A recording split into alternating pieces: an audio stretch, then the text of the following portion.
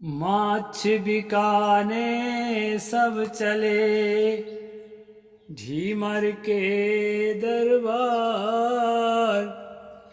अखिया तेरी रत्नारी तू क्यों पहिरा जार। नमस्कार दोस्तों, मैं अविनाश दास रेशनल कबीर यूट्यूब चैनल में आप सबका हार्दिक स्वागत करता हूं। साथियों, यदि चैनल को सब्सक्राइब नहीं किए हैं, सब्सक्राइब जरूर करें, शेयर करके अपने सभी साथियों तक पहुंचाएं, बेल आइकन को प्रेस करें, ऑल नोटिफिकेशन ऑन रखें ताकि हर नया अपडेट आप तक पहुंच सके। लाइक और कमेंट जरूर करें दोस्तों। जैसा कि आप जानते हैं, इस चैनल का उद्देश्य किसी भी जाति, धर्म, संप्रदाय या व्यक्ति विशेष को आहत पहुंचाना नहीं है। इस चैनल का उद्देश्य है तार्किक सोच को, वैज्ञानिक सोच को समाज में स्थापित करना और देश दुनिया की उन्नति में अपने भागीदारी सुनिश्चित करना। तो साथियों, मैंने एक सदगुरु कबीर साहब की साखी आपके सामने रखी है।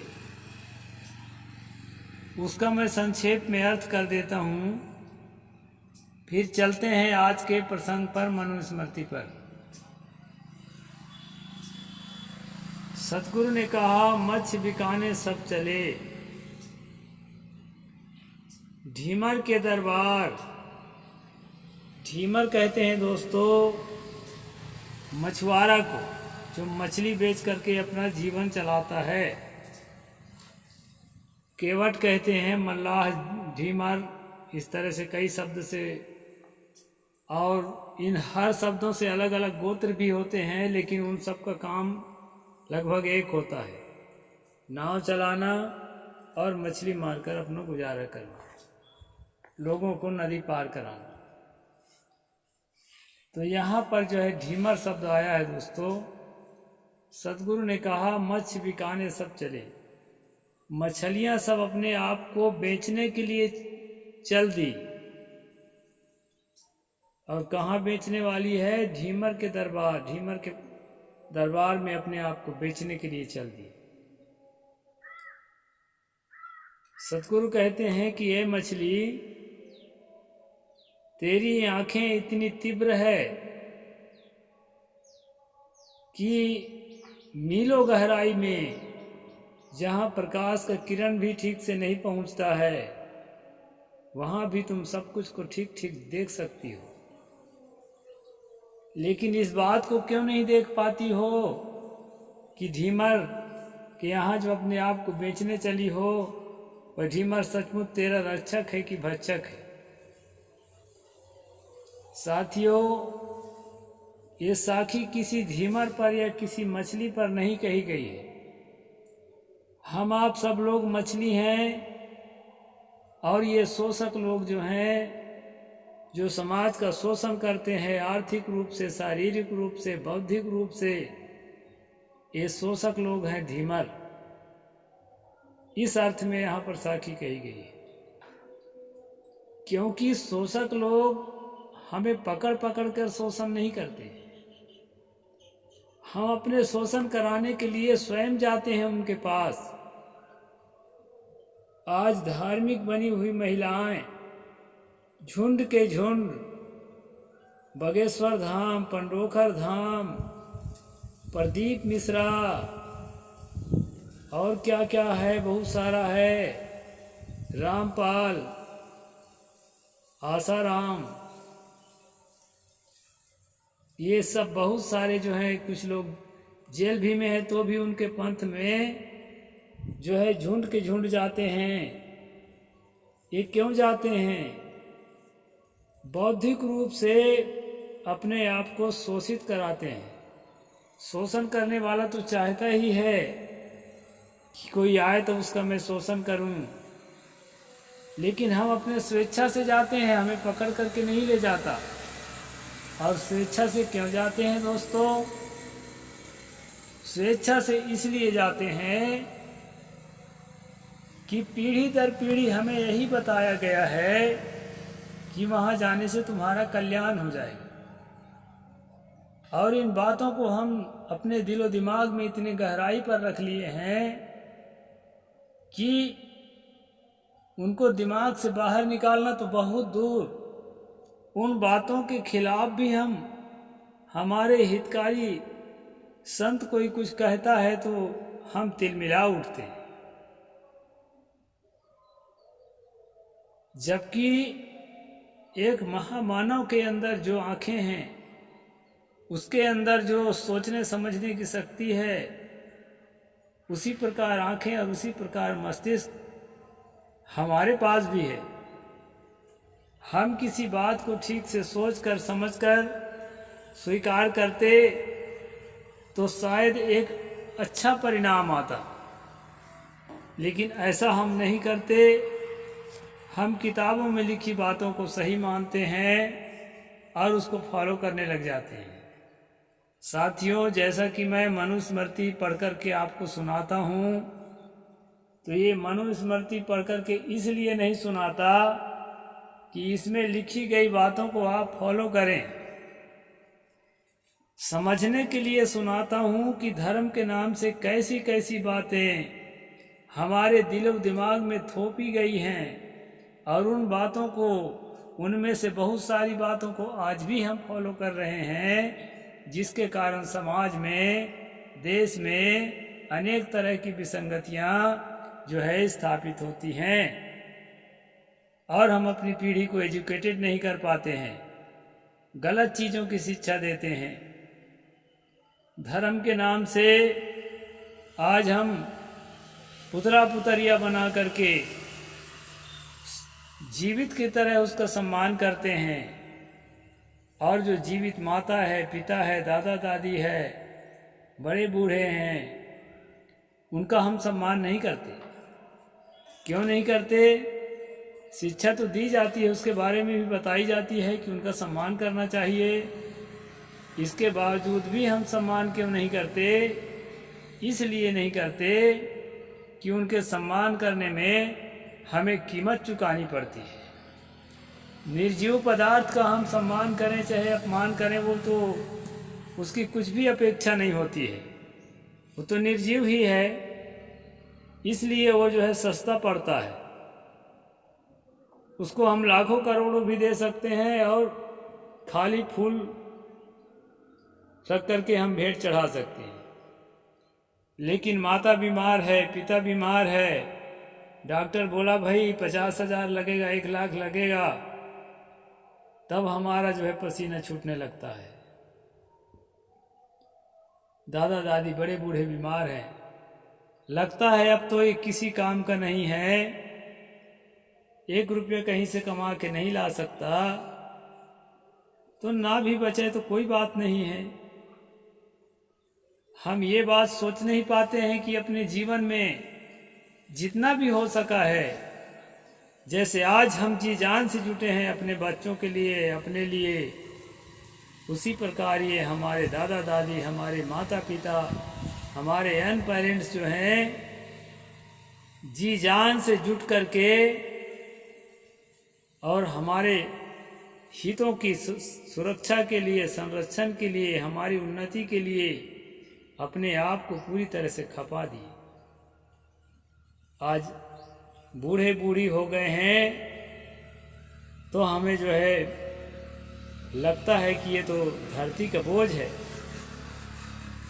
इस प्रकार से दोस्तों, निर्जीव पदार्थ का सम्मान सहज होता है, सरल होता है, लेकिन सजीव पदार्थ के सम्मान के लिए, व्यक्ति के सम्मान के लिए हमको कीमत चुकानी पड़ती है, अपने पसीने का कमाया धन लगाना पड़ता है। इसलिए हमारा मन पीछे हटता है। तो दिखावे की भक्ति सरल है और वास्तविक भक्ति उतना सरल नहीं है। लेकिन दोस्तों, एक बात ध्यान में रखना, कुछ भी हाथ लगने वाला नहीं है, कुछ भी साथ चलने वाला नहीं है। वैसे इस बात को आप जानते हैं, रोज सुनते रहते होंगे धार्मिकों से, और ये सच्चाई है कि किसी के साथ कुछ नहीं चलने वाला है। अगर साथ चलने वाला कुछ है तो बस एक चीज है, वो क्या है हम जो अपने जीवन में शुभ कर्म करते हैं, माता के प्रति, पिता के प्रति, बड़े बूढ़ों के प्रति, पड़ोसियों के प्रति, समाज के प्रति, देश के प्रति और दुनिया के प्रति जो भी मंगल कार्य करते हैं, वही हमारे साथ में रहता है, हमारी कीर्ति बनती है, हमारा इतिहास बनता है। इसलिए साथियों, धर्म ग्रंथों में लिखी सारी बातें सच नहीं होती हैं। जो बातें सच नहीं है उनको अवॉइड करते हुए जो बातें सच है उसको जीवन में धारण करें। इसके लिए मैं किताब खोल करके पढ़कर सुनाता हूँ और ये बताने का कोशिश करता हूँ कि किताब रचना जिस समय हुई थी उस काल में लेखक के पास जो ज्ञान था, जैसा सामाजिक प्रभाव था, जैसे प्रचलन में था, उन सब बातों को उन्होंने लिपिबद्ध किया है। इसमें क्या अच्छा है, क्या बुरा है, इस पर ज़्यादा जाने की ज़रूरत नहीं है।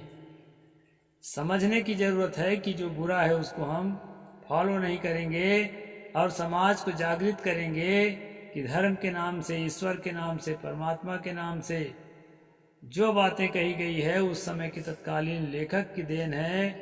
क्योंकि इस पूरे यूनिवर्स में, पूरे इस ब्रह्मांड में न कहीं कोई ईश्वर होता है, न कहीं कोई परमात्मा होता है, न कहीं लोक लोकांतर होता है, न कोई किताब लिख करके धरती में गिराता है। ये सब लेखकों की देन है दोस्तों। तो मनु ने जिस समय इस मनु स्मृति का लेखन कार्य कर रहे थे, उस टाइम पर जैसी प्रचलन थी, जैसी धारणा थी, जैसे लोक रीति थी, और साथ साथ जो नहीं भी थी, उनके दिमाग में आया कि इस बात को भी थोपा जाए। क्योंकि किसी पक्ष विशेष से, किसी ऑर्गेनाइजेशन विशेष से आदमी संबंध रखता है और वहाँ का जो है पैसा भी उसको मिलता है, इसलिए वो उसके भलाई के लिए कुछ बुरी बातों को भी लिख देता है। उसको ये नहीं मालूम था कि आने वाली पीढ़ी समझ जाएगी, कोई महामानव पैदा होएगा और लोगों को जगा जाएगा। उसको जगाने के बाद फिर उसके पीछे कोई परंपरा चलेगी और वो परंपरा के लोग जो है और जो जागे हुए नहीं हैं उन लोगों को जगाता चलेगा। इस बात के उनको बिल्कुल जो है पूर्वानुमान नहीं था, इसलिए जो है अमानवीय बातों को भी धर्म के नाम से उन्होंने लिखा है। तो साथियों, मैंने पिछले एपिसोड में बताया था स्त्रियों के संबंध में 9वां अध्याय के 1, 2, 3, 4 श्लोक में कि स्त्रियां कभी भी स्वतंत्र छोड़ने के लायक नहीं है, क्योंकि उनका मन इतना कच्चा होता है कि ना वो उम्र देखती हैं, न रिश्ता देखती हैं। किसी भी पुरुष को जो है वो शारीरिक संबंध के लिए तैयार कर लेती है। और आगे आएगा, इस तरह की बातें आएगी, उनको और श्लोक को मैं खुलासा करता चलूँगा। इसलिए उसके लिए कड़ा पाबंदी लगाएं और उसकी चौकीदारी करें। कुंवार अवस्था में पिता चौकीदारी करे, विवाहिता के उसके पति चौकीदारी करे, और जब बुढ़िया हो जाए, यानी बुढ़िया पर भी भरोसा करने लायक नहीं है, उसको बेटा जो है उसकी चौकीदारी करे कि वो बदचलन ना का काम ना करने लग जाए। और स्वतंत्र रूप से कोई जॉब करना, पढ़ना लिखना, ये सारी बातें जो है मनुस्मृति के हिसाब से महिलाओं के लिए गलत माना गया है। और प्रसंग आने पर मैं सब बताता चलूँगा, एक लाइन से पढ़ता चल रहा हूँ।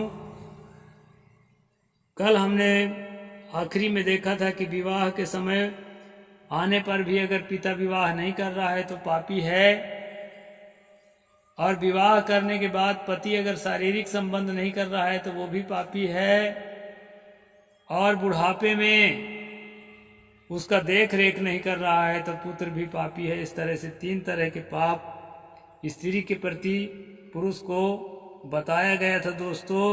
उसको कल मैंने आपको सुलझा कर बताया था। और मीराबाई का तस्वीर भी लगा दिया था थंबनेल में, ताकि ये समझ सकें कि मीराबाई के सामने कैसी परिस्थिति उपस्थित थी और उस परिस्थिति के पीछे कारण क्या था। यही मनुस्मृति कारण था दोस्तों कि नारी को चार दीवारी के अंदर रखना चाहिए। पर्दे की चीज है, भोजन भजन खजाना नारी, ये सब पर्दा के अधिकारी, ऐसा इनकी परंपरा में बात कही गई। इसलिए दोस्तों मीरा का समाज में खुल करके निकलना बहुत महंगा पड़ गया था और उसको जो है बहुत तरह की यातनाएं झेलनी पड़ी थी। आज हम चलते हैं, क्या कहते हैं मनु, आज भी मनु के कुछ श्लोक हम पढ़ेंगे। सूक्ष्मे भ्योपि प्रसंगे भ्यो स्त्रियो रक्षा विशेषितः द्योर्हि कुलयोः शोकमावाहे युरक्षिताः। थोड़ी सी कुसंगति से भी स्त्रियों की विशेष रक्षा करें, क्योंकि आरक्षित होने पर दोनों कुलों को कलंकित करती है। यहाँ पर मनु कहते हैं दोस्तों, थोड़ी सी कुसंगति यानी थोड़ा भी अवसर मिला किसी मर्द के साथ बात करने का, मिलने का, तो वो जो है अपने मार्ग से गिर जाती हैं, अर्थात जो है वो व्यभिचारिणी का काम करने लगती हैं और जो है पर पुरुष में जल्दी अपना मन बिगाड़ लेती हैं। इसलिए कहते हैं कि स्त्रियों की विशेष रक्षा करें, स्त्रियां कहीं जाने न पाए, स्त्रियों के पास कोई आने न पाए। इसलिए जो है दोस्तों इस तरह से नियम मनु ने दिया है और हम जो है इस चीज के समर्थक नहीं हैं। कन्याओं को अच्छा से एजुकेटेड करना चाहिए और जो है भला बुरा की समझ उसमें पैदा करना चाहिए। मैं क्या करने जा रही हूँ, क्या नहीं करने जा रही हूँ, इसका परिणाम क्या हो सकता है, इन सब बातों को अगर अच्छी तरह से सीख करके वो पढ़ने जाएगी, जॉब करने जाएगी या कहीं जाएगी, तो जगह जगह जो है वो इस तरह के अपना शारीरिक संबंध जोड़ने के लिए पुरुषों को फंसाती नहीं फिरेगी। उसको भी अपने इज्जत आबरू का ख्याल रहेगा और जो है मर्यादित जीवन जिएगी। वो बांध के रखना किसी भी तरह से समाधान नहीं है, जैसा कि मनु की आज्ञा है कि बांध के रखा जाए। तो ये बांधने टाइप का है दोस्तों। यहाँ पर कहते हैं इमं हि सर्ववर्णानां पश्यन्तो धर्म उत्तमं यतन्ते रक्षितं भार्यां भर्तारो दुर्बलोऽपि। यहाँ पर कहा है कि सभी वर्णों में यानी ब्राह्मण क्षत्रिय वैश्य शूद्र चार वर्ण माने गए हैं और शूद्र को जो है दो भागों में बांट दिया गया है। एक तो शूद्र है, उसमें एक अछूत यानी अंत्यज कहा गया है, अछूत कहा गया है, जो अति शूद्र भी लिखा हुआ मिलता है। तो दोस्तों इस प्रकार जो वर्ण है सभी वर्णों के लिए ये नियम दिया है कि स्त्रियों को अपने बस में रखें, अपने संरक्षण में रखें, अपनी सुरक्षा में रखें, उनको थोड़ा भी स्वतंत्र होने का मौका ना दें। सभी वर्ण के लोगों को अपनी स्त्री को सुरक्षा के लिए जो है प्रयत्नशील रहना चाहिए। इस प्रकार से ये श्लोक नंबर 6 9वां अध्याय मनुस्मृति।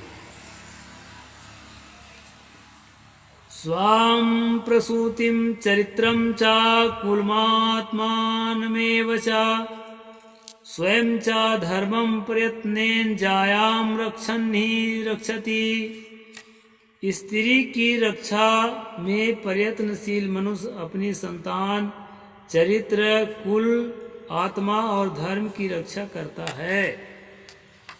यानी रक्षा करने योग जितनी बातें हैं जीवन में, कौन कौन सी चीज है? संतान की रक्षा, चरित्र की रक्षा, अपने कुल गोत्र की रक्षा, अपने आत्मा की रक्षा और धर्म की रक्षा।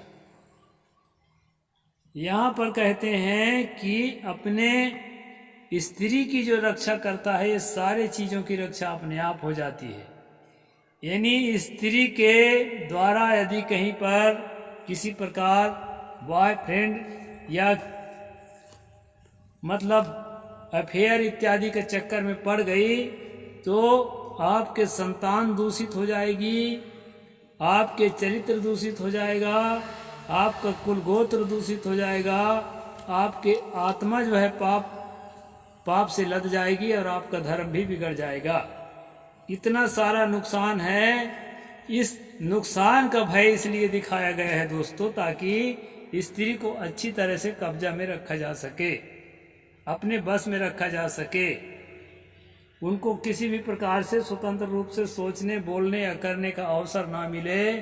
लेकिन दोस्तों, कल आपने तस्वीर देखा होगा कि नरेंद्र मोदी कुर्सी पर बैठे हुए दिखाई पड़े और महामहिम राष्ट्रपति जो कि एक आदिवासी है, महिला है और दुर्भाग्यवश विधवा भी हैं, वो खड़े खड़े जो है उसको क्या नाम के आडवाणी जी को अवार्ड दे रही थी और ये कुर्सी पर बैठ करके और जो है ताली बजा रहे थे। यानी कि उस परंपरा को, मनु के इस परंपरा को सुरक्षित रखने के लिए जो भी मनुवादी चाहे कितना भी बड़ा पद में चला जाए, उसका प्रयास निरंतर रहता है कि महिला को अपने से नीचा दिखाए, चाहे पद में, योग्यता में, एजुकेशन में या अपनी प्रतिभा में कितना भी बड़ा हो जाए, वो हमसे कितनी भी बड़ी हो, लेकिन उसको नीचा दिखाने का ही समाज में जो नियम है उसको हम स्थापित करें, मनु के इस नियम को स्थापित करें, यही कोशिश उस आदमी का रहता है दोस्तों। तो इस प्रकार से जो है मनु के श्लोक नंबर 5, श्लोक नंबर 6 और श्लोक नंबर 7 9वां अध्याय मनु स्मृति पर मैंने चर्चा किया। साहेब बंदगी, जय जोहार, जय भीम, जय भारत।